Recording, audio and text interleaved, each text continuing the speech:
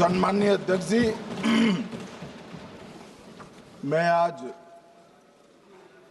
पहलगांव में निर्दोष यात्रियों की नृशंस हत्या पाकिस्तानी आतंकवादियों के द्वारा जो की गई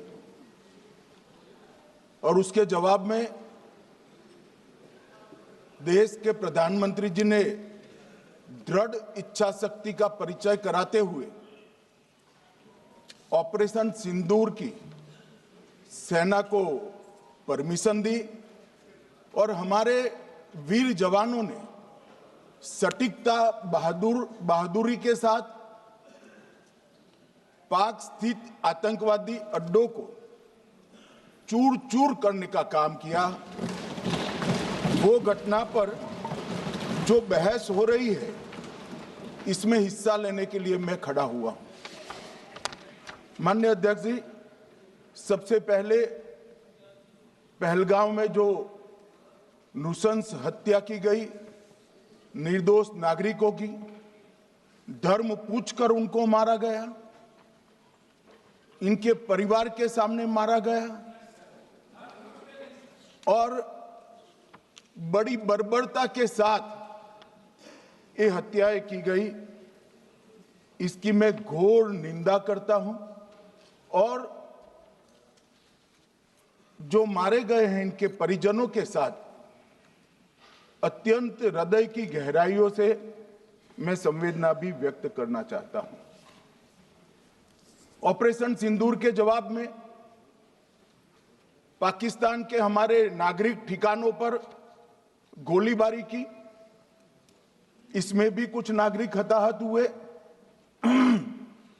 गुरुद्वारा भी टूटा, मंदिर भी टूटा। जो भी नागरिक उसमें घायल हुए हैं और जो हताहत हुए हैं, वो सभी के प्रति मैं पूरे सदन की ओर से गहरी संवेदना व्यक्त करना चाहता हूं।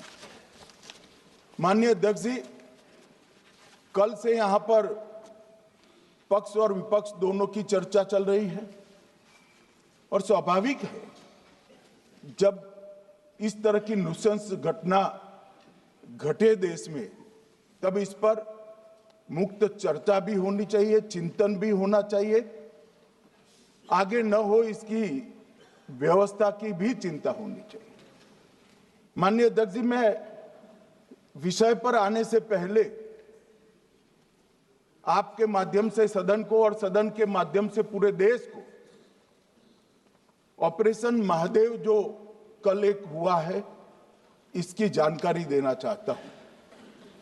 माननीय अध्यक्ष जी, कल ऑपरेशन महादेव में सुलेमान उर्फे फैजल जट, अफगान और जिब्रान, 3 आतंकवादी सेना, सीआरपीएफ और जम्मू कश्मीर पुलिस के संयुक्त अभियान में ऑपरेशन महादेव में मारे गए।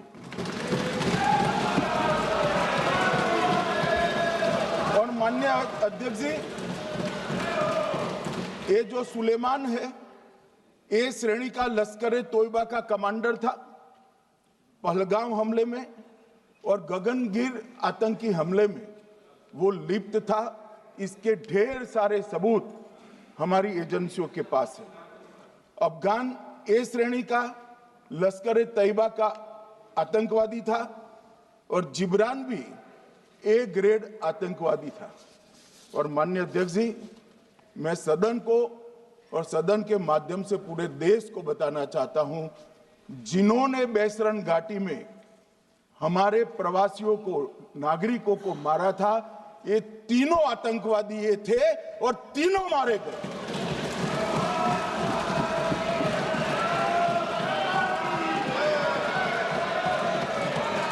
और मान्यवर, मैं आज इस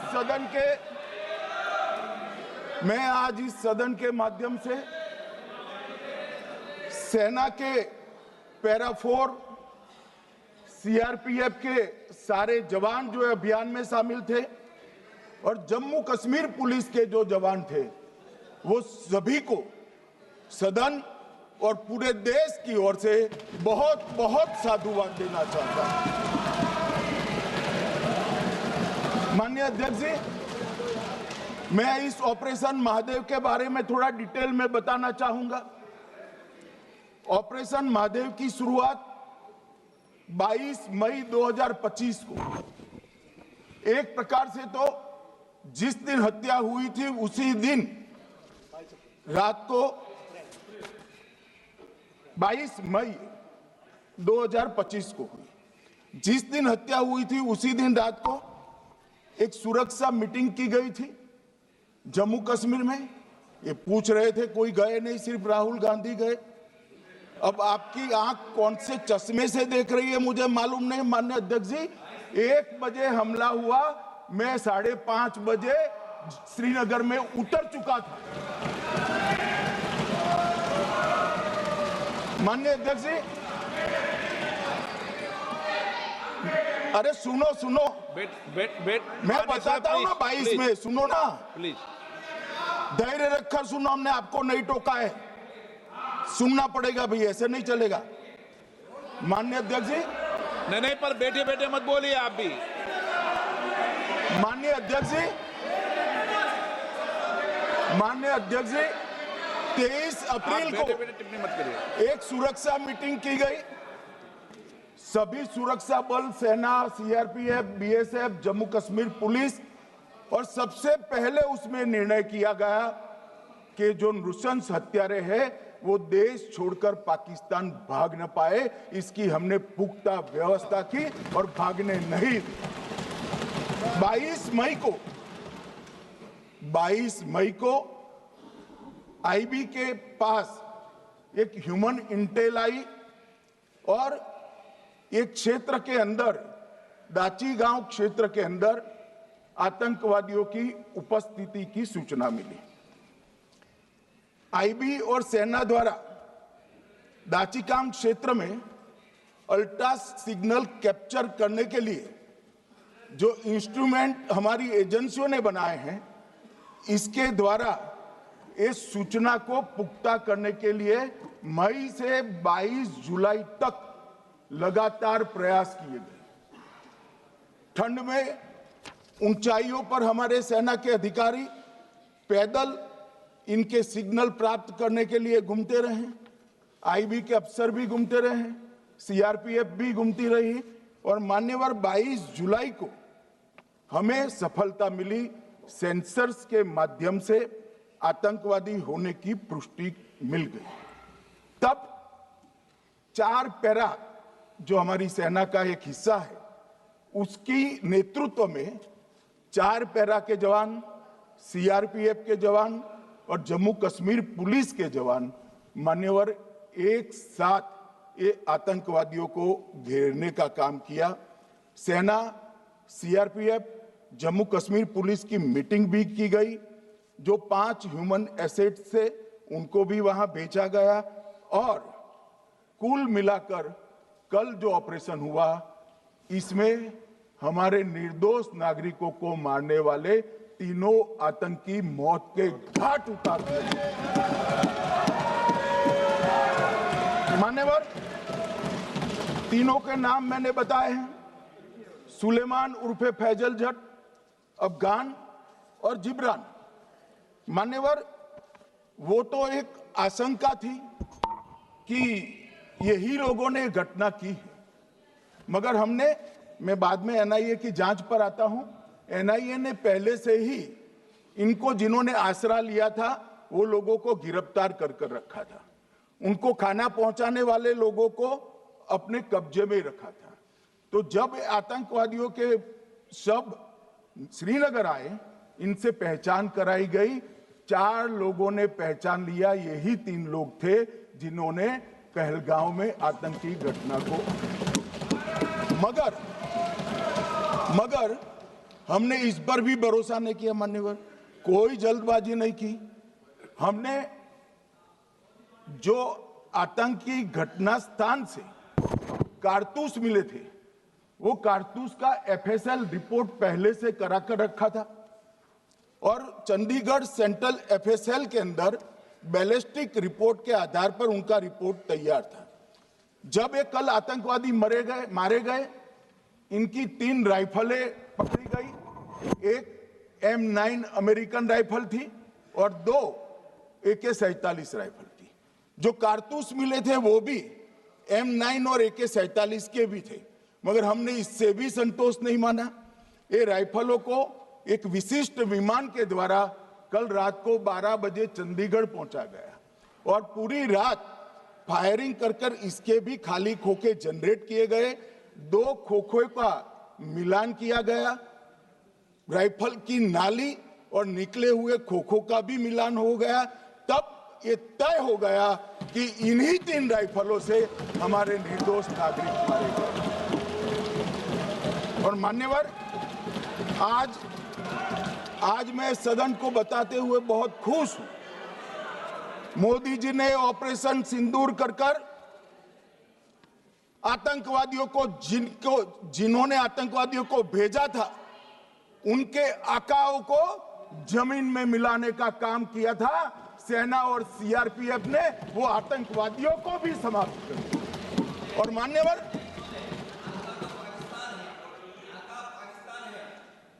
कौन पाकिस्तान से आपकी बात होती है क्या? अरे बैठ जाओ भाई।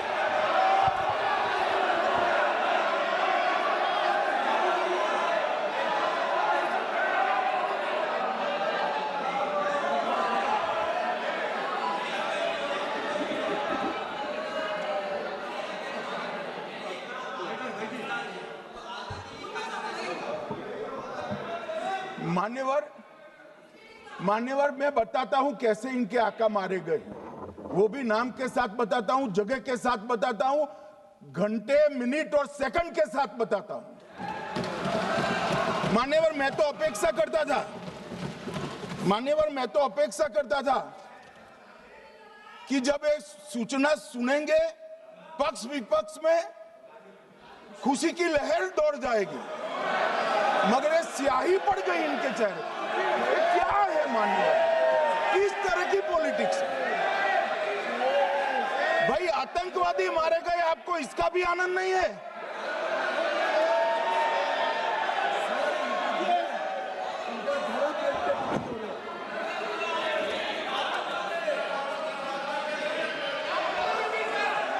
अखिलेश जी बैठ जाइए, मेरा पूरा जवाब सुनिए, आपका सब जवाब आ जाएगा। भाई आप आतंकवादियों का धर्म देखकर दुखी मत होइए।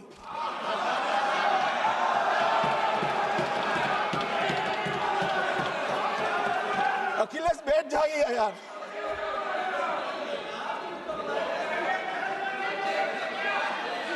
अखिलेश जी बैठ जाइए। मान्यवर, किसी को संशय रखने की जरूरत नहीं है। बैलिस्टिक रिपोर्ट मेरे पास है, मेरे हाथ में है और 6 वैज्ञानिकों ने इसको क्रॉस चेक किया है। सुबह 4:46 पर फोन पर मुझे 6 ने वीडियो फोन पर कहा है कि 100% वही गोलियां हैं जो वहां चलाई। मान्यवर, ये हमारे देश की सेना, CRPF और जम्मू कश्मीर पुलिस, ये तीनों का एक साझा बहुत बड़ा कामयाबी है, जिस पर 140 करोड़ को नाज होना चाहिए, देश की जनता को नाज। मान्यवर, मैं तो गया था वहां पर जब ये घटना हुई। दूसरे दिन इनके परिजनों को मिला था। 6 दिन की शादी वाली बच्ची विधवा होकर मेरे सामने खड़ी थी। आज तक मैं वो दृश्य नहीं भूल सकता। मगर आज सारे परिजनों को मैं कहना चाहता हूं कि मोदी जी ने ऑपरेशन सिंदूर से भेजने वालों को भी मारा और हमारे सुरक्षा बलों ने जिनको भेजा था उनको भी मारा। और एक ऐसा सबक सिखाया है कि आने वाले कई दिनों तक कोई ऐसी हिम्मत नहीं कर पाएगा। मान्यवर, मैं थोड़ा NIA की जांच के बारे में भी बताना चाहूंगा। मान्यवर, जिस दिन लश्कर-ए-तोयबा ने और इसके आउटफिट TRF ने इसकी जिम्मेदारी ली, उसी दिन हमने तय कर लिया था कि ये जांच NIA को सौंप दी जाएगी, क्योंकि NIA आतंकवाद के केसों की जांच के लिए, वैज्ञानिक तरीके से जांच करने के लिए और सजा कराने के लिए महारत हासिल की हुई विश्व मान्य एजेंसी है, जिसका सजा कराने का दर 96% से ज्यादा है। मान्यवर, हमने तुरंत ही इसकी जांच NIA को दे दी। हमने पूरी व्यवस्था की, सेना, BSF, CRPF और जम्मू कश्मीर पुलिस ने कि लोग देश छोड़कर भाग न जाए। और मान्यवर, इसकी जांच की शुरुआत हुई। एक थकाने वाली बहुत लंबी जांच हुई है। जांच के दौरान मृतक के परिजन जो साथ में थे, उनको सभी को चर्चा किए गया। पर्यटकों, खच्चर वालों, पोनी वालों, फोटोग्राफर, कर्मचारियों, विभिन्न दुकान में काम करने वाले लोगों, कुल मिलाकर 1055 लोगों की लंबी 3000 घंटे से ज्यादा पूछताछ इंफॉर्मेशन के लिए की गई और इस सबको वीडियो पर रिकॉर्ड कर दिया गया। और बाद में इसके आधार पर स्केच बनाया गया और ढूंढते 22/6/25 को एक बशीर की पहचान की गई और परवेज की पहचान की गई, जिन्होंने आतंकवादी घटना के अगले दिन आतंकवादियों को शरण दी थी। उनको अपने ढोक में रखा था। वो दोनों को गिरफ्तार कर लिया गया। अब वो हमारी कस्टडी में है। दोनों गिरफ्तार अपराधियों ने खुलासा किया कि 21/4/25 की रात को 8 बजे 3 आतंकवादी बेसरन से लगभग 2 किलोमीटर दूर स्थित परवेज ढोक में आए थे। आतंकवादियों के पास AK-47 और M9 कार्बाइन थी। जो 2 आतंकवादियों ने काली पोशाक पहनी थी और एक ने छद्म वेश किया था। खाना खाया, चाय पी और ढोक से निकलते वक्त कुछ खाना, नमक, मिर्च और मसाले लेकर वो चले गए। मान्यवर, उस वक्त हमने जिन खोखों को रिकवर किया था, इसको हमने चंडीगढ़ FSL में टेस्टिंग के लिए भेज दिया।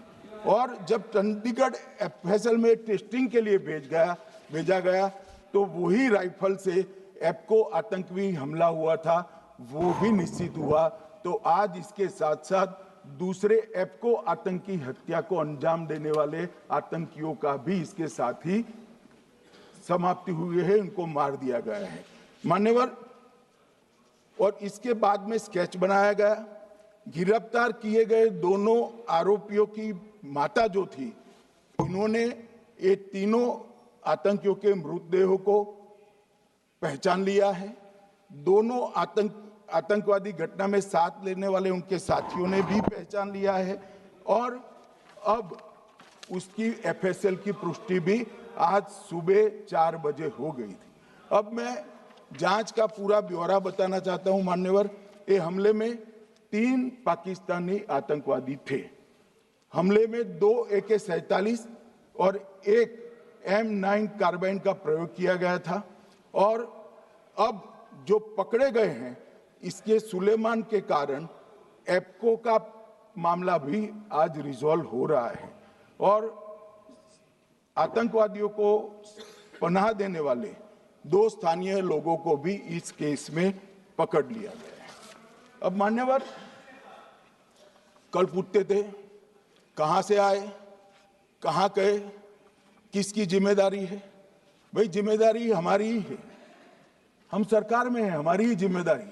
मगर मैं पूछता हूं, जब आप सरकार में थे तब क्या क्या हुआ था, इसकी जिम्मेदारी किसकी थी और क्यों निर्वहन नहीं किया, वो भी बाद में पूछूंगा। जरा धीरज से सुनना।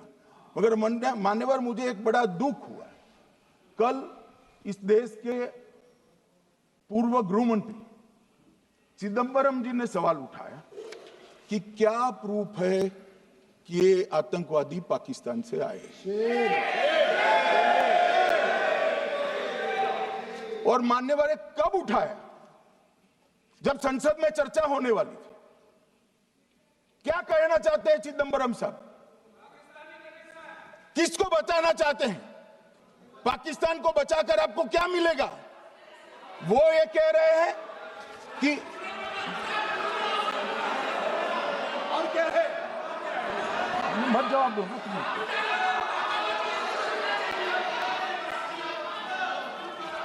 मान्यवर, हमारे पास, मैं आज चिदंबरम साहब को कहना चाहता हूं, मैं आज चिदंबरम साहब को आपके माध्यम से कहना चाहता हूं, हमारे पास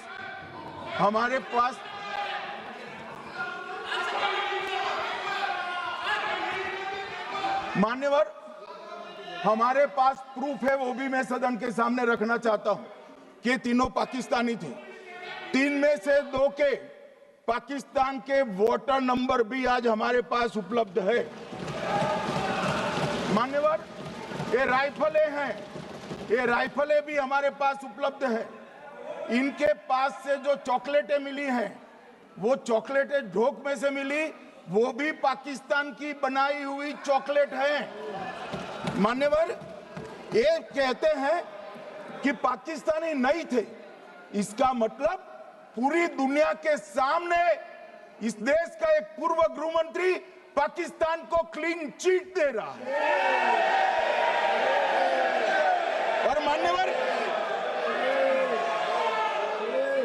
और मान्यवर, वो पाकिस्तानी आतंकवादी नहीं थे, ऐसा बोलकर श्री चिदंबरम अगर पाकिस्तानी आतंकवादी नहीं थे तो पाकिस्तान पर हमला क्यों किया, वो भी सवाल खड़ा कर रहे हैं।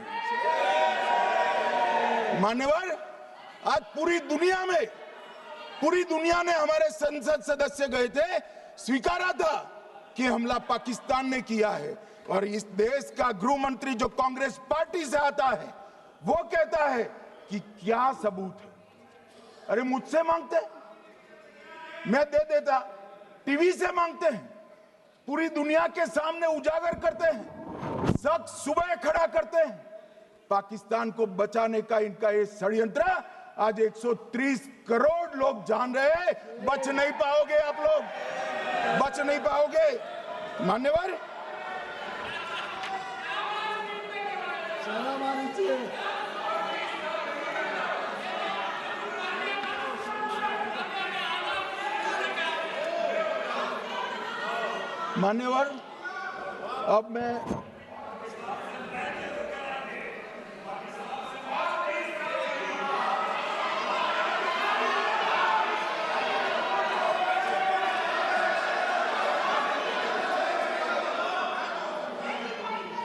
मान्यवर, अब मैं पहलगांव आतंकी हमला और ऑपरेशन सिंदूर, ये दोनों घटनाक्रम के लिए मान्यवर ये अभी से थक जाते हैं।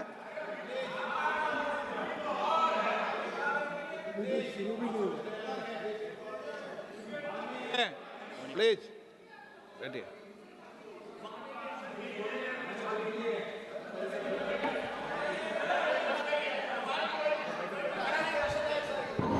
मान्यवर, मैं आपके माध्यम से कहना चाहता हूं, थोड़ा धैर्य रखे भैया, अभी तो शुरू हुआ है, अभी तो शुरू हुआ है। मान्यवर,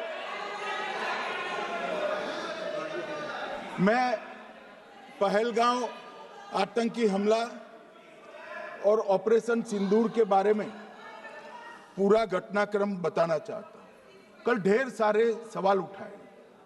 वैसे तो मुझे लगता था कि कल रक्षा मंत्री जी के भाषण के बाद शायद कांग्रेस पार्टी सपोर्ट में भाषण देना शुरू करेगी और अगर थोड़ी बहुत जनता की इच्छा की परख होती तो वो ही करते, मगर नहीं करा, क्योंकि रक्षा मंत्री जी ने बहुत बारीकी से ऑपरेशन सिंदूर की सफलता, इसकी जरूरियात, इसकी प्रासंगिकता और इसके परिणाम, इसके बारे में बहुत अच्छे तरीके से सदन के माध्यम से पूरी देश की जनता के सामने रखा जाए। मगर फिर भी उन्होंने बहुत सारे सवाल किए अब सवाल किए हैं तो मुझे जवाब देना भी पड़ेगा, उनको सुनना भी पड़ेगा। मान्यवर, मैं पूरा घटनाक्रम बताना चाहता हूं। मान्यवर, 22 अप्रैल को पहलगांव में आतंकवादी हमला हुआ। इसमें 26 लोग मारे गए, 25 भारतीय और 1 नेपाली नागरिक। हमने उसी वक्त मैं श्रीनगर जाने के लिए निकल गया। रात को ही सुरक्षा बलों की मीटिंग कर ये भाग न पाए इसकी व्यवस्था की। माननीय मोदी जी ने 23 और 30 अप्रैल को सीसीएस की मीटिंग चेयर की। ये कह रहे हैं, मैं आज बताना चाहता हूं कि सीसीएस की 23 अप्रैल की मीटिंग में क्या हुआ। सबसे पहला कांग्रेस पार्टी का ब्लंडर था सिंधु जल संधि, इसको स्थगित करने का काम नरेंद्र मोदी जी ने किया। हमने अटारी के माध्यम से एकीकृत जांच चौकी जो चलती थी उसको बंद कर दिया। पाकिस्तानी नागरिकों के सार्क वीजा को सस्पेंड कर सभी को वापस पाकिस्तान भेजने का काम किया। पाकिस्तान स्थित उच्चायोग ने रक्षा, सैन्य, नौसेना के सलाहकारों को अवांछनीय व्यक्ति घोषित किया, संख्या को 55 से घटाकर 30 किया और सीसीएस ने ये संकल्प लिया कि जहां पर भी ये आतंकवादी छुपे हैं उनको और उनकी ट्रेनिंग करने वाले अड्डों को सेना, पुलिस, सीआरपीएफ, बीएसएफ उचित जवाब देगी। मान्यवर, जिस तारीख को ये हुआ उसी दिन ये निर्णय हो चुका। मान्यवर, इसके बाद में कल गोगाई जी कहते थे मोदी जी 24 को पहलगाम जाने की जगह बिहार गए। सुनो यार। मान्यवर, मोदी जी जब ये पहलगाम घटना हुई यहां नहीं थे, विदेश में थे। आने के बाद तुरंत सीसीएस बैठक की और मोदी जी जिस दिन बिहार गए उस दिन पहलगाम में कुछ नहीं, कोई नहीं था, सिर्फ राहुल गांधी थे। सारे लोग चले गए थे, सारे लोग वहां से अपने अपने ठिकाने पर चले गए थे। मगर इन्होंने एक बात कही, उस पर मेरी आपत्ति है। मान्यवर, उन्होंने कहा 24 अप्रैल को चुनावी भाषण किया। मान्यवर, देश का नेतृत्व करने वाले देश के प्रधानमंत्री की फर्ज होती है कि देश की संप्रभुता पर, देश के नागरिकों पर अगर ऐसा जघन्य हमला होता है तो जनता की भावनाओं के अनुरूप जवाब देना चाहिए। मान्यवर, मैं आज आपकी परमिशन से मोदी जी के बिहार भाषण के कुछ अंश पढ़ना चाहता हूं। कोट अनकोट है। 22 अप्रैल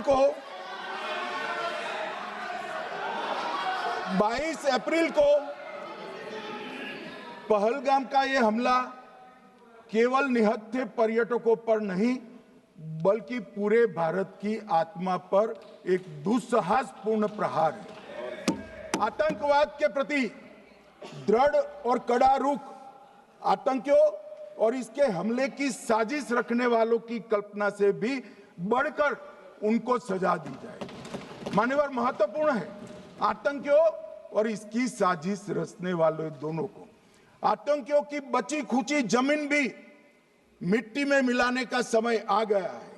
140 करोड़ भारतीय इस बात के लिए एकजुट है कि आतंक के आकाओं की कमर तोड़ दी जाएगी। भारत हरेक आतंकवादी और उनके समर्थकों की पहचान करेगा, उनका पता लगाएगा और उन्हें दंडित करेगा। आतंकवाद कभी भी भारत की आत्मा नहीं तोड़ पाएगा। न्याय सुनिश्चित करने का मैं हर संभव प्रयास करूंगा। अनकोट। अब इसमें किसी को चुनावी भाषण दिखाई पड़ता है तो उसकी समझ शक्ति पर बहुत सारे सवालिया निशान लग जाते हैं। ये चुनावी भाषण नहीं है। आतंकवाद के खिलाफ लड़ने का 140 करोड़ भारतीयों का प्रतिघोष है जो मोदी जी ने वहां दिया। इनको चुनावी भाषण दिखाई पड़ता है, जैसे चश्मे होते हैं ऐसी ही दृष्टि होती है। मान्यवर, इसके बाद 30 अप्रैल को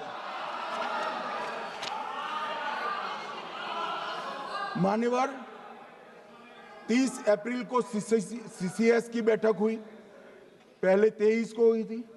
उसमें सशस्त्र बलों को पूर्ण ऑपरेशन की फ्रीडम दे दी गई। प्रधानमंत्री मोदी जी ने सीसीएस की उपस्थिति में रक्षा मंत्री, एनएसए और सेनाओं के प्रमुख के साथ बैठकर पूर्ण ऑपरेशनल फ्रीडम देने का काम किया और इसके बाद ये ऑपरेशन सिंदूर हुआ। मान्यवर, ऑपरेशन सिंदूर 7 मई को रात को 1:04 से 4 मिनट से 1:24 तक चला। उसमें पाकिस्तान के 9 आतंकी ठिकानों को ध्वस्त कर दिया और पूरी दुनिया ने इसके दृश्य देखे। साहब, इससे बड़ा संयमित हमला नहीं हो सकता। आजकल दुनिया में युद्ध चल रहे हैं, हम देख रहे हैं, बच्चे मर रहे हैं, महिलाएं मर रही, निर्दोष मर रहे हैं।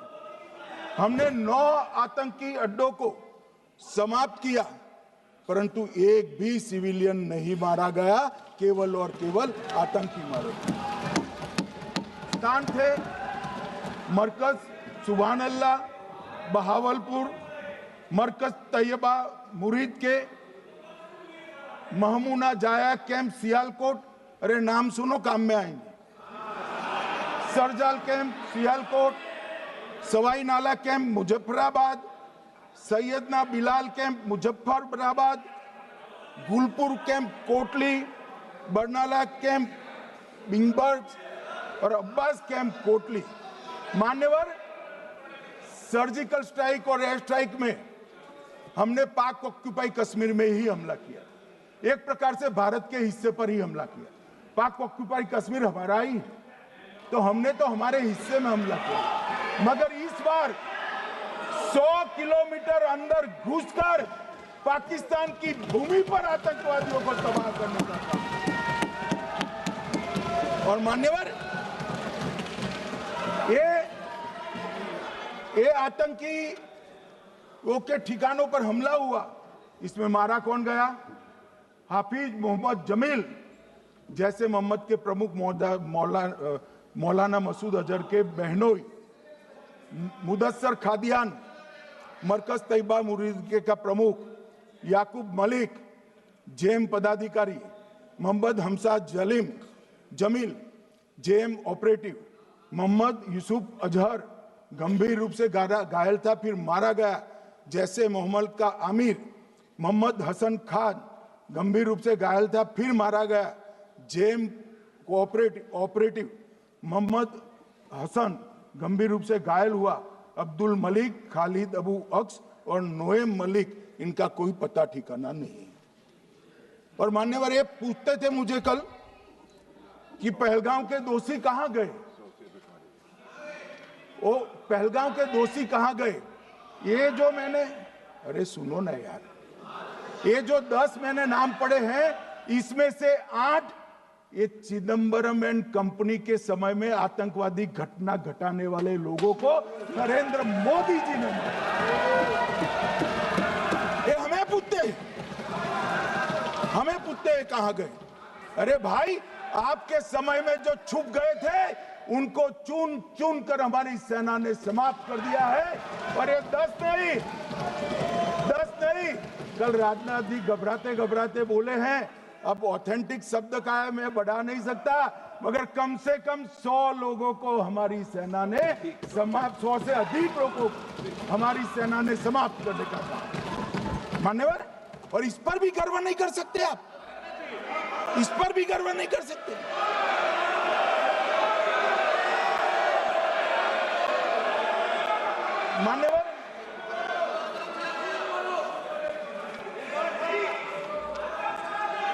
मान्यवर 7 मई को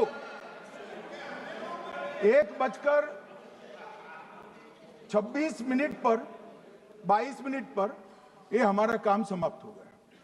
हमारे डीजीएमओ ने उनके डीजीएमओ को बता दिया कि भाई हमने आतंकवादी हमलों पर स्थानों पर सिर्फ हमला किया है, इनके हेडक्वार्टर पर हमला किया है, जो हमारा आत्मरक्षा का अधिकार है। पूरी दुनिया इसको एक्नॉलेज करती है। ऐसा नहीं हो सकता है मनमोहन सिंह के समय की तरह कि वो आकर मारेंगे और हम चुपचाप बैठे रहेंगे और जाकर चर्चा करेंगे।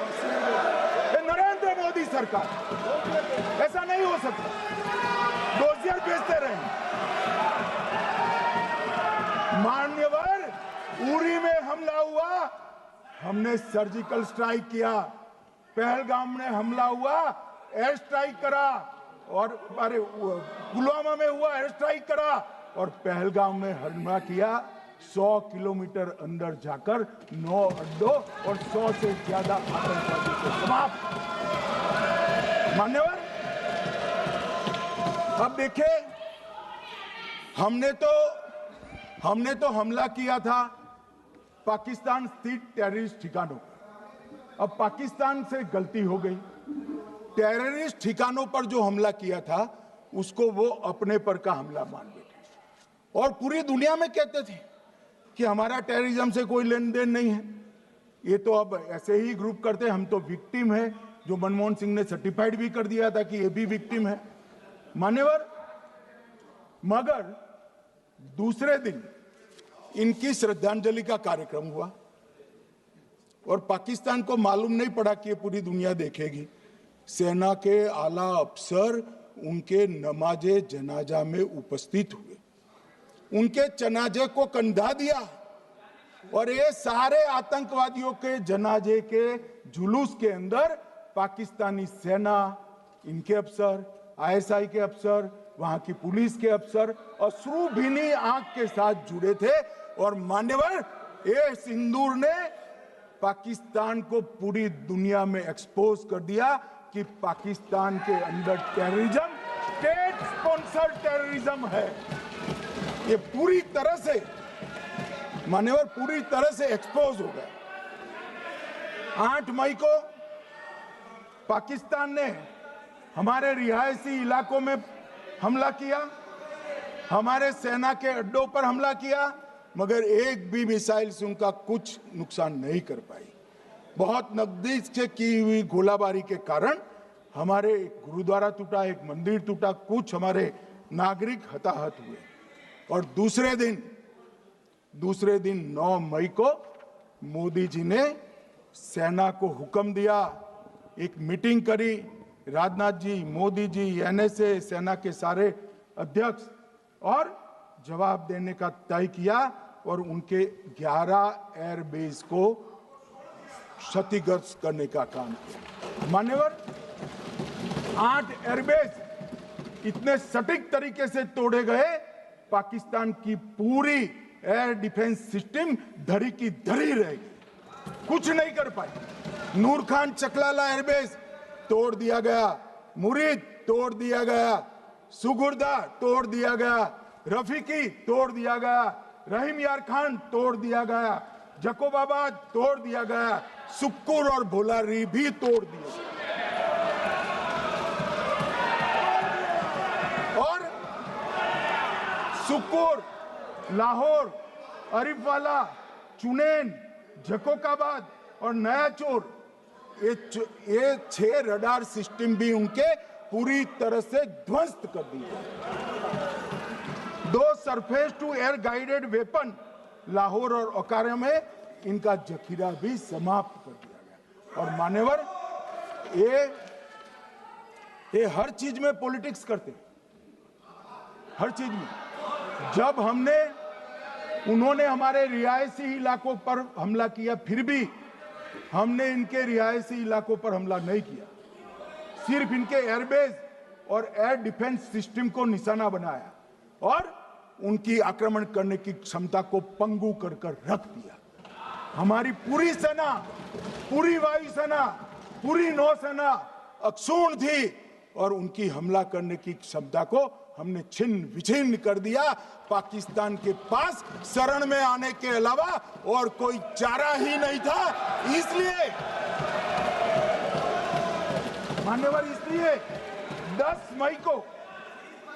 मई को डीजीएमओ ने, पाकिस्तान के डीजीएमओ ने भारत के डीजीएमओ को फोन किया और 5 बजे हमने इस संघर्ष को विराम किया। अब मान्यवर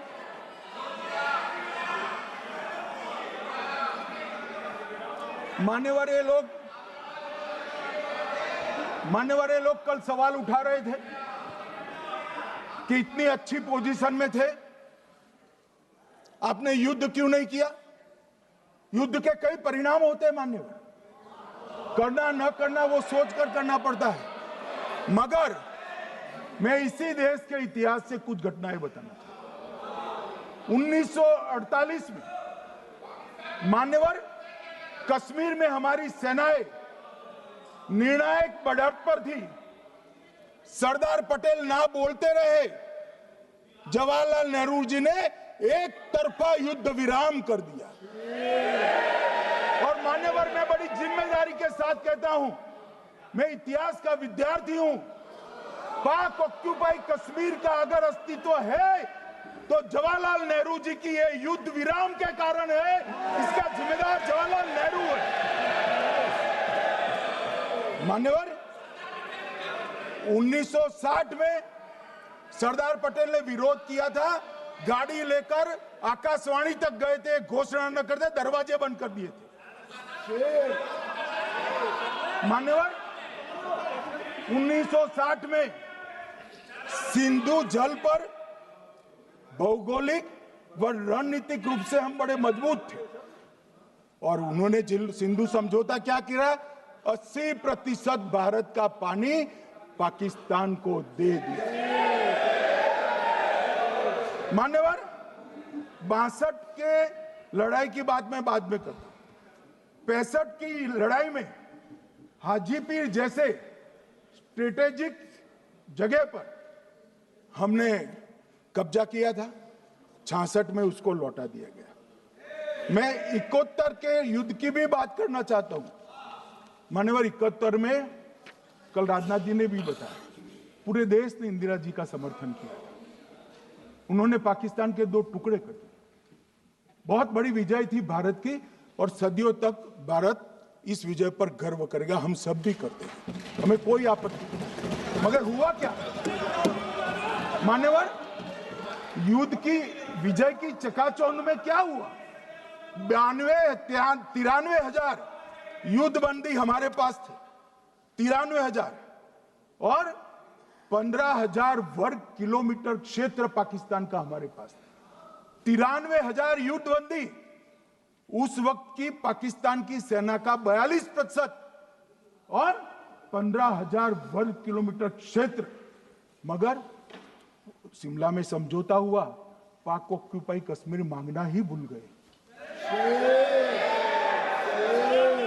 अगर उस वक्त पाक ऑक्यूपाई कश्मीर मांग लेते, न रहेगा बांस न बजती बांसुरी। ये कैंप तोड़ने की जरूरत न पड़ती साहब आपको, हमको। मान्यवर इतना ही नहीं, पाक ऑक्यूपाई कश्मीर तो नहीं लिया, मांगना ही भूल गए। 15,000 वर्ग किलोमीटर की जीती हुई भूमि भी वापस दे दी। तय हुआ था पाकिस्तानी नरसंहार के लिए युद्ध अपराध न्यायाधिकरण बनेगा, नहीं बना। सेना ने पूर्वी पाकिस्तान में नरसंहार किया था। 195 पाकिस्तानी अधिकारियों पर मुकदमा चढ़ना था। भुट्टो अपने साथ इंदिरा जी के सामने से छुड़ा कर ले गए।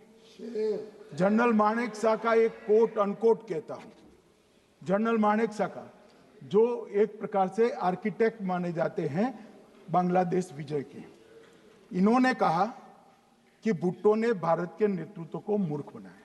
अब जो शब्द है, मैं आप कोट अनकोट है, इसमें मेरा कुछ नहीं है, ये लोग गुस्सा न हो सकते। I told her into bracket Indira Gandhi, Indira ji को कहा that he into bracket Bhutto के लिए, he has made monkey out of you. समझ में आता है?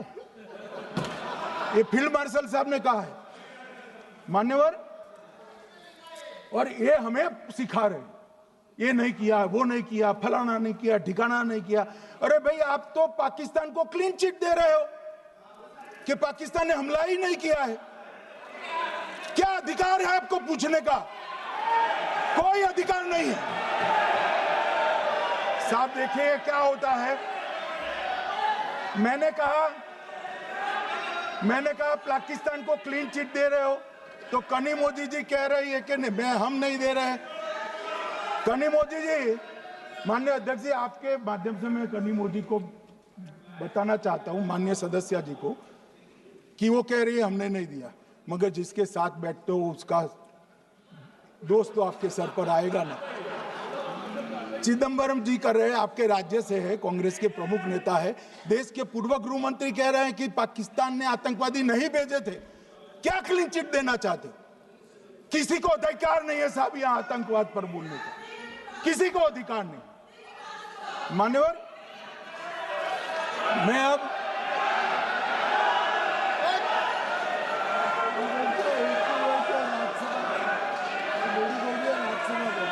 मान्यवर, मैं उनको बताना चाहता हूं, अभी आधा भी नहीं हुआ है, जरा सुनो।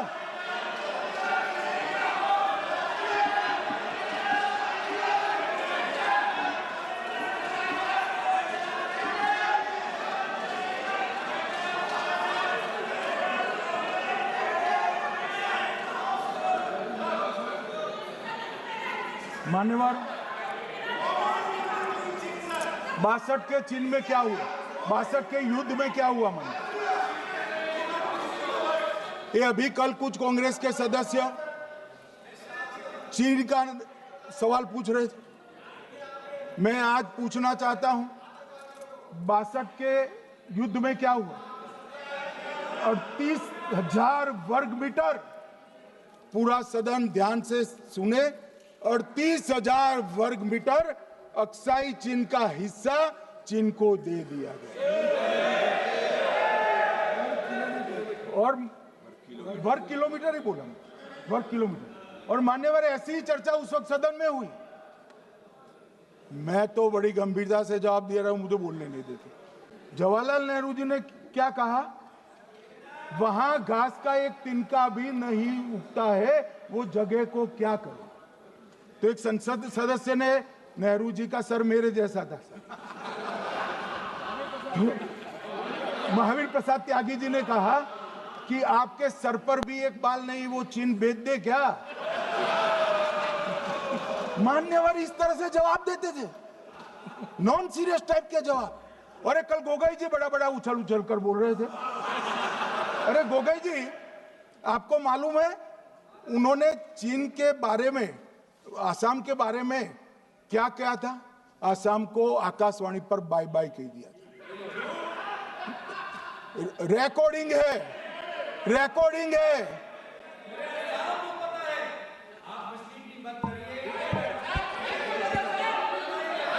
मान्यवर, मैं भी सहमत हूं, पूरे आसाम को पता है। मान्यवर,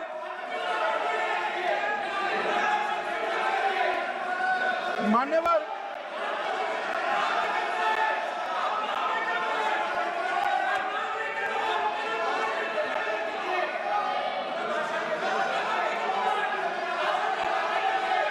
मान्यवर, मुझे मालूम है पूरे आसाम को पता है, इसीलिए तो वो विरोध पक्ष में बैठे हैं वहां पर आसाम में। पूरे आसाम को पता है। और मान्यवर,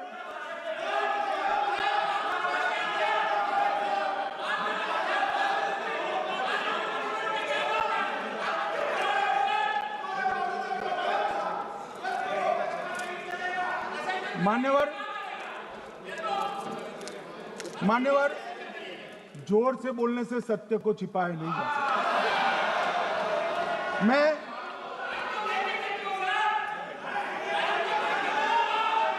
मान्यवर, मैं selected works of Jawaharlal Nehru series volume 29 पृष्ठ 231 पर से एक जवाहरलाल नेहरू जी के पत्र को कोट करना चाहता हूं। अनौपचारिक रूप से संयुक्त राज्य अमेरिका ने ये सुझाव दिया कि चीन को संयुक्त राष्ट्र में तो ले लिया जाए, मगर सुरक्षा परिषद को नहीं। सुरक्षा परिषद में भारत को लेना चाहिए। ये अमेरिका का प्रस्ताव था। नेहरू जी ने कहा हम इसे स्वीकार नहीं करते क्योंकि इससे चीन के साथ हमारे संबंध खराब होंगे और चीन जैसे महान देश को बुरा लगेगा। मान्यवर, आज चीन सुरक्षा परिषद में है और भारत बाहर है। मोदी जी प्रयास करें अंदर ले जाने का। इसका कारण जवाहरलाल नेहरू का ये स्टैंड है।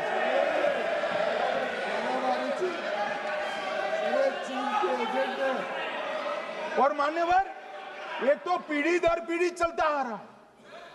राजीव गांधी फाउंडेशन ने चीन के साथ एमओयू कर दिया। अब कहते नहीं है कि एमओयू में क्या था, ये तो बताओ भाई, क्या एमओयू किया था राजीव गांधी फाउंडेशन ने? और जब डोकलाम में हमारे सेना के जवान चीन की सेना के सामने आंख में आंख डालकर बैठे थे, वो चीन के राजदूत के साथ राहुल गांधी मीटिंग कर। ये मान्यवर ऐसा नहीं है। जवाहरलाल नेहरू, सोनिया गांधी, राहुल गांधी, तीन पीढ़ी तक के चीन का प्रेम उतरता जा रहा है। मान्यवर,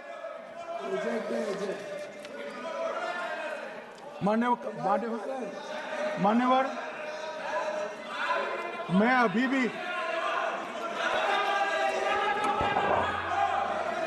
भी एक बात इस महान सदन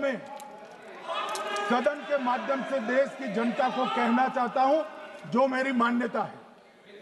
ये सारी आतंकवाद की जड़ पाकिस्तान है और पाकिस्तान कांग्रेस पार्टी की भूल है। पार्टीशन स्वीकार न करते पाकिस्तान कभी न होता। इन्होंने पार्टीशन को स्वीकार कर देश को तोड़ा है। मान्यवर, कल विदेश मंत्री जी बता रहे थे शर्म अल शेख सम्मेलन का बलूचिस्तान ब्लंडर, जिसने पाकिस्तान को हमारे साथ चर्चा करने के लिए इक्वल फुटिंग पर ला दिया। मान्यवर, अब ये टेररिज्म की बात करते हैं। मैं इसमें भी पूरे देश की जनता को टेररिज्म की विगत 20 साल की स्थिति से अवगत कराना चाहता हूं। मान्यवर, अटल जी की सरकार थी। 2002 में टेररिज्म को समाप्त करने के लिए अटल जी की सरकार, एनडीए की सरकार, भाजपा सरकार पोटा का कानून लेकर आई।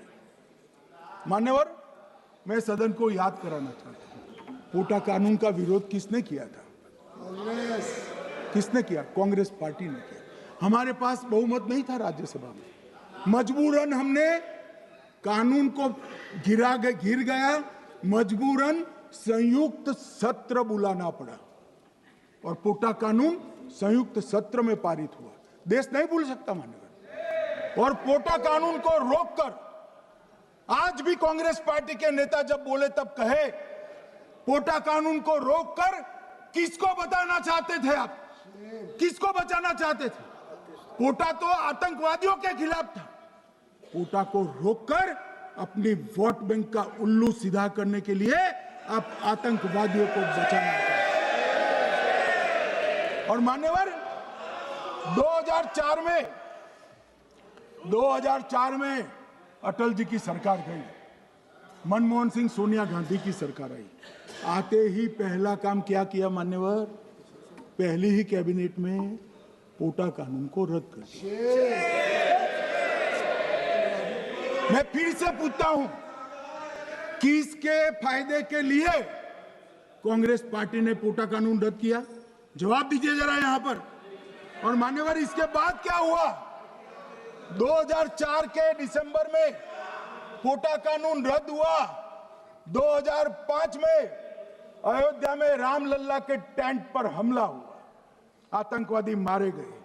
मुंबई लोकल ट्रेन 2005 में रामलल्ला पर हमला, 6 में मुंबई ट्रेन में बम धमाके, 187 लोग मारे गए।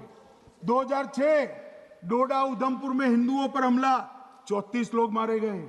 2007 हैदराबाद 44 लोग मारे गए। 2007 यूपी लखनऊ वाराणसी 13 लोग मारे गए। रामपुर सीआरपीएफ कैंप वहां पर हमला हुआ 2008 में। 2008 में श्रीनगर के आर्मी के काफिले पर हमला हुआ, 10 सुरक्षा बल मारे गए। मुंबई आतंकी हमला 2008 में हुआ, 246 लोग मारे गए। जयपुर में 8 बम धमाके हुए, 64 लोग मारे गए। 2008 में अहमदाबाद में 21 बम धमाके हुए, 57 लोग मारे गए। दिल्ली में 2008 में 5 धमाके हुए, 22 लोग मारे गए। और पुणे की जर्मन बेकरी 17 लोग मारे गए। वाराणसी में 10 में धमाका हुआ, 11 में मुंबई में 3 धमाके हुए, 27 लोग मारे गए। अब मैं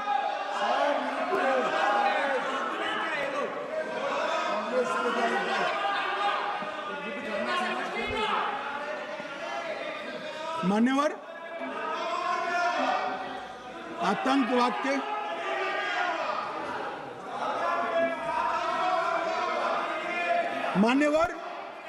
आतंकवाद के खिलाफ लड़ाई होती, कभी वो हमला करते हैं, मगर सवाल ये है कि इन्होंने 5 से 11 के बीच में 27 जघन्य हमले किए, 1000 के करीब लोग मारे गए। आपने क्या किया?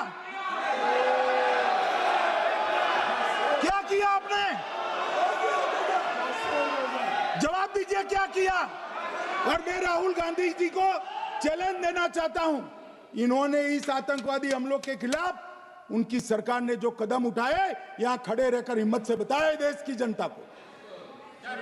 कुछ नहीं किया मान्यवर।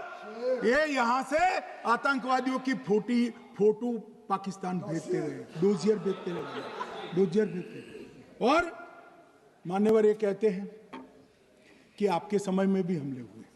मैं उनको अंतर समझाना चाहता हूं, वो देख नहीं पा रहे।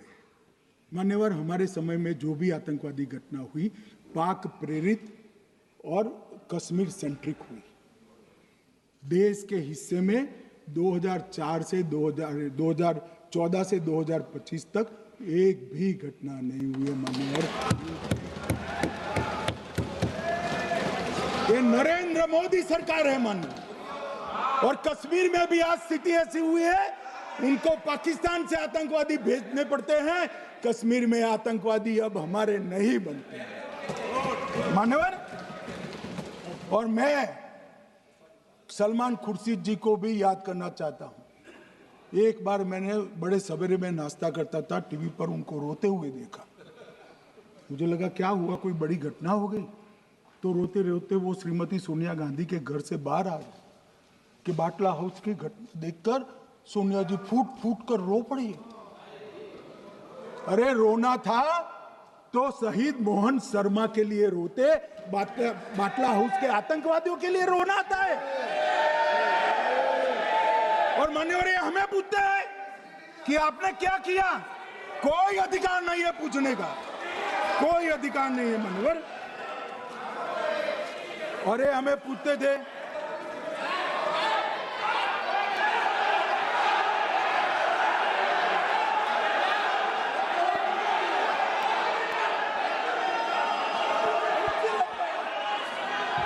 मान्यवर, अभी 25% बाकी।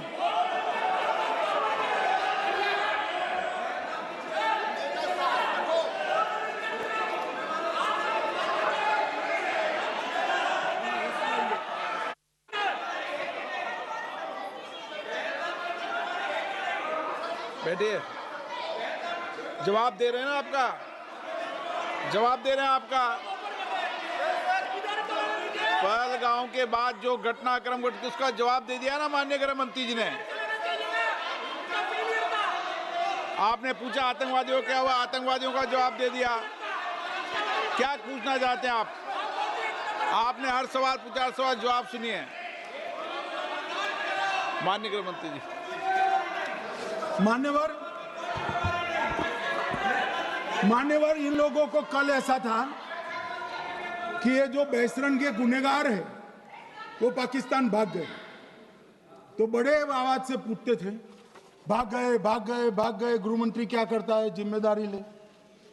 हमारी तो सेना ने ठोक दिया, सीआरपीएफ ने ठोक दिया मन में। अब मेरा तो जवाब बनना ना देता है ना वो मांगना बनता है, मगर मैं उनको कुछ पूछना चाहता हूं।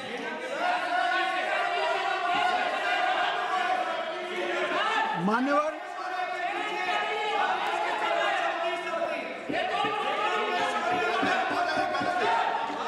प्लीज, मारेगी तो सेना है ना, सेना अब ऐसे भी मारेगी ना, तो वो भी ये कह रहे हैं सेना और सीआईएसएफ ने मारा।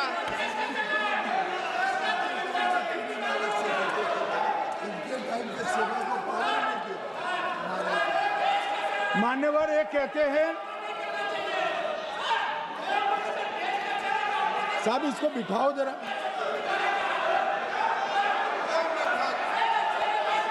हाँ प्लीज बैठिए बैठिए बैठिए बैठिए बैठिए।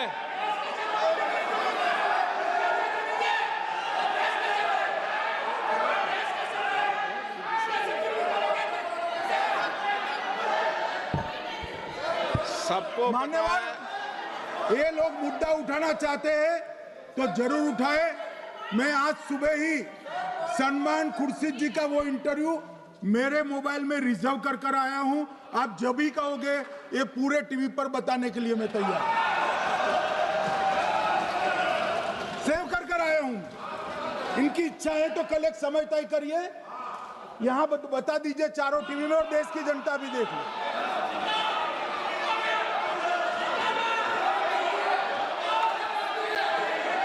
मान्यवर कह रहे हैं बताओ, आप बताओ, बताना है या नहीं बताना, ये पूछो ना उनको। प्लीज प्लीज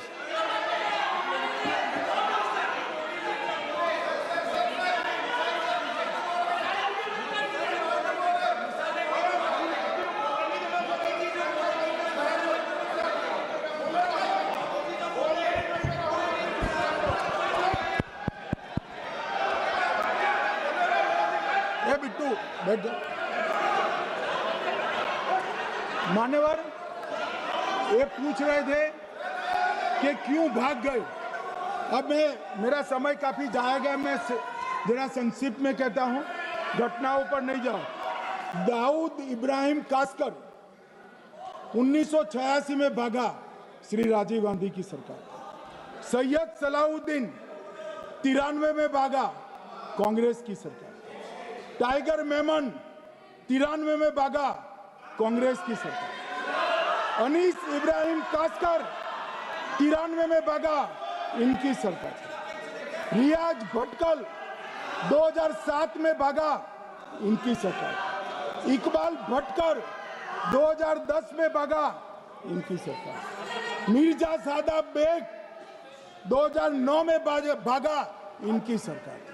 अब मान्यवर मेरा तो जवाब मांग लिया, हमारे सुरक्षा बलों ने मेरा जवाब भी दे दिया, अब राहुल गांधी इसका जवाब दे।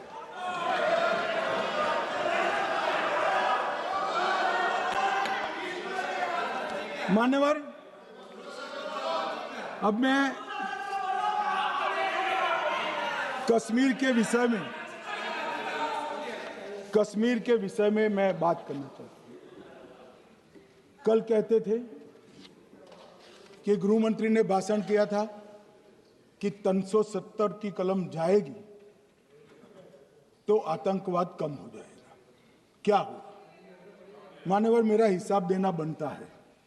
हम भारतीय जनता पार्टी के कार्यकर्ता हैं, ये नरेंद्र मोदी जी की सरकार है, हम जवाबदेह होते हैं जनता के प्रति, संसद के प्रति और देश के हितों के प्रति। मैं आज देश की जनता के सामने 2004 से 14 और 2015 से 25 10-10 साल का लेखा जोखा रखना चाहता हूं।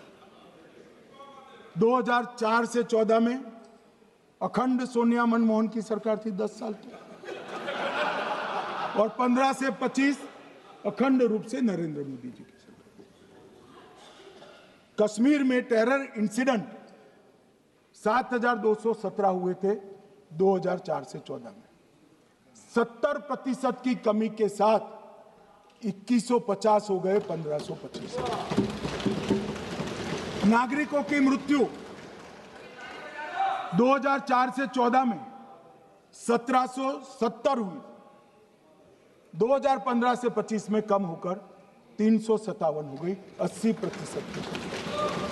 सिक्योरिटी फोर्सेस की मृत्यु 1060 हो गई उस वक्त, और हमारे समय में 542 हुई, और टेररिस्टों की मृत्यु में 123% की वृद्धि हुई। ये हमें पूछ रहे हैं क्या हुआ? आंकड़े से भाग नहीं सकते भाई, आंकड़े से भाग नहीं सकते। और अब मैं कहता हूं कि धारा 370 ने कश्मीर में आतंकवादी इकोसिस्टम को नष्ट कर दिया है, जिस धारा 370 को आपने इतने साल तक बचा कर। हमने जीरो टेरर प्लान बनाया है, एरिया डोमिनेशन प्लान बनाया है, मल्टी लेवल डिप्लॉयमेंट किया है, सुरक्षा जेलें बनाई हैं, 98% ट्रायल अब वीडियो पर हो रहे हैं। हमने संचार साधन बसाए हैं और 702 फोन विक्रेता जेल में डाले, 2667 सिम कार्ड बन गए। हमने एक जमाना था साहब 10-10 हजार लोगों के जनाजे निकलते थे, पूरे देश ने घटनाएं देखी होगी, बुरहान वानी मर गए, फला मर गए, ढिका मर गए, 10-10 हजार। अब जो मारा जाता है उसको वही दफना दिया जाता है। किसी भी आतंकवादी को उसका महिमा मंडन करने के लिए जनाजे की इजाजत नरेंद्र मोदी के शासन में नहीं। मान्यवर, आतंकवादियों के सगे वाले और समर्थक चुन चुन कर हमने नौकरियों से निकाले, पासपोर्ट रद्द कर दिए हैं, गवर्नमेंट कॉन्ट्रैक्ट रद्द कर दिए हैं, 75 से ज्यादा आतंकी समर्थकों को कोर्ट से ऑर्डर लेकर सरकार से बर्खास्त कर दिया गया है। बार काउंसिल उनके समर्थकों से भरी थी, सस्पेंड कर नया लोकप्रिय चुनाव हमने कराया है। मान्यवर, कई संगठन बैन करे, मैं बाद में बताता हूं। विशेष यूएपीए अदालतें बनाई हैं, लगभग मार्च 22 से 25 के बीच में यूएपीए के 2267 मामले हमने जब्त किए हैं, दर्ज किए हैं, 374 कुर्की की है। और परिणाम क्या है मान्यवर? ये पूछ रहे हैं परिणाम क्या है? शुतुरमुख वृत्ति से अगर मिट्टी में सर रखकर बैठोगे तो कुछ नहीं, सूर्य भी नहीं दिखेगा। मान्यवर, परिणाम आया है। पहले ऑर्गेनाइज टॉन्ट पेल्टिंग साल की 2654 होती थी एवरेज इन केस में। कितनी मान्यवर? 2654 पथराव होते हैं, 2024 में 0 हो गए। मान्यवर, ऑर्गेनाइज हड़ताल पाकिस्तान से ऐलान करते थे, घाटी बंद रहती थी। पाकिस्तान की भी हिम्मत नहीं है, घाटी में भी हिम्मत नहीं है। इनके समय में साल में 132 दिन घाटी बंद रहती थी, अब ऑर्गेनाइज हड़ताल 3 साल से 0 है। मान्यवर, टॉन्ट पेल्टिंग में नागरिकों की मृत्यु हर साल 112 होती थी, 3 साल से नागरिकों की मृत्यु 0 है। मान्यवर, जख्मी होते थे 6235 लोग टॉन्ट पेल्टिंग में, आज 0। मान्यवर, आज मैं बताता हूं, एक समय में हुर्रियत के नेताओं को यहां वीआईपी ट्रीटमेंट मिलती, हुर्रियत के साथ चर्चा करते थे, और ये हुर्रियत वाले आते थे, रेड कारपेट पूरा रोड खाली कर सीधा आता था, और मनमोहन सरकार के दूत इनके साथ चर्चा करते थे। सारे हुर्रियत के कंपोनेंट हमने बैन कर दिए हैं, सारे जेल की सलाखों के पीछे। हम कोई हुर्रियत से बात करना नहीं चाहते। मैं सदन में नरेंद्र मोदी जी की नीति दोहराना चाहता हूं। हुर्रियत टेररिस्ट संगठनों के आउटफिट है, हम इनसे बात नहीं करेंगे। हम अगर किसी से बात करेंगे तो घाटी के युवाओं के साथ बात करेंगे, हुर्रियत के साथ बात करेंगे। मान्यवर, चुनाव के दौरान डर का माहौल होता था, अब 98.3% मतदान हुआ पंचायत चुनाव। कांग्रेस की बंद बहिष्कार का समय बंद हो गया। सेपरेटिस्ट बात करना चाहते थे, अब वो नहीं कर सकते। और मान्यवर, 2019 के बाद हमने कितने संगठन बैन करे, मैं बोलना चाहता हूं, थोड़ा समय चाहिएगा मान्यवर। The TRF, people's anti fascist front, Tehreek ul Mujahideen, Jamaat ul Mujahideen Bangladesh Hindustan, Jammu Kashmir Ghaznavi force, Khalistan tiger force, Hizb ut Tahrir, Jamaat Islami, जो जमात इस्लामी ने पूरे पाकिस्तान के अंदर एक प्रकार से अलगाववाद का जहर घोला, वो जमात इस्लामी आज बंद कर दिया गया। Jammu Kashmir liberation front, Jammu Kashmir democratic freedom party, Muslim league Jammu Kashmir, Tehreek Hurriyat, Muslim conference Sumji गुट, Jammu Kashmir national front, Jammu Kashmir peoples freedom league, Jammu Kashmir peoples league, Jammu Kashmir Ittehadul Musalman Awami action committee, Sikh for justice और पॉपुलर फ्रंट ऑफ इंडिया को भी हमने बैन किया। और ये शांति ऐसे नहीं हुई है। और ये कहते हैं कि एक भी घुसपैठ नहीं होती है। कभी गए हो आप पाकिस्तान? तो कई बार गए हो गया, सीमा पर गए हो पाकिस्तान, तो कई बार गए हो। फिर से बोलता हूं, सीमा पर गए हो, सीमा के माध्यम से पाकिस्तान गए हो। हमारे जवानों की कठिनाई देखो साहब, -43 डिग्री में पहाड़ पर रहकर नदी नालों के बीच में चौकी करते हैं। कोई घुस गए तो क्या हुआ? कोई घुस गया, वो बचेगा नहीं। यहां हम उसको या तो अरेस्ट करेंगे या तो एनकाउंटर में वो मारा जाएगा, बचेगा कोई नहीं। इनको सीमा की भौगोलिक कठिनाइयां मालूम नहीं। वहां मान्यवर कई नदी नाले हैं, वेग से पानी आता है, -46 डिग्री टेम्परेचर है, नीचे सुरंगें बनाते हैं। और ये तो ऐसे कह रहे हैं घुस गए। अरे भाई, आपके मन में तो, आपके समय में तो घुसने की जरूरत ही नहीं थी। आप बुलाते थे वीजा देकर, क्यों घुसेंगे? घुसने की जरूरत ही, जैसे आप पाकिस्तान जाते हो वैसे वो यहाँ आते। मान्यवर, अब ये कैसे हमें पूछ सकते हैं? मान्यवर,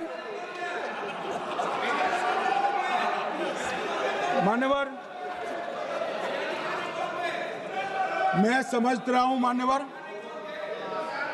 मान्यवर, मैं समझ रहा हूं पोटा का विरोध करने वाले को नरेंद्र मोदी की आतंकवादी विरोधी नीति नहीं पसंद आई। मैं समझ रहा हूं पोटा रद्द करने वाले को नरेंद्र मोदी जी की एंटी टेरर नीति पसंद नहीं आई। मैं समझ रहा हूं टेररिस्टों का बचाव कर वोट बैंक बनाने वालों को एक कोई नीति पसंद नहीं आएगी। मानवर, इसका विरोधी होना है। परंतु मैं आज एक बात यहाँ सदन के सामने आपके माध्यम से सदन को और दुनिया को बताना चाहता हूँ। मानवर, ये नरेंद्र मोदी सरकार है टेररिज्म के खिलाफ हमारी जीरो टॉलरेंस की नीति है, ऑफर है, और हम विजयी हो। और मान्यवर, मैं फिर से अंत में ऑपरेशन महादेव में जुड़े हुए सेना, CRPF और जम्मू कश्मीर पुलिस के सभी जवानों को 2 हाथ जोड़कर प्रणाम कर बहुत बहुत साधुवाद।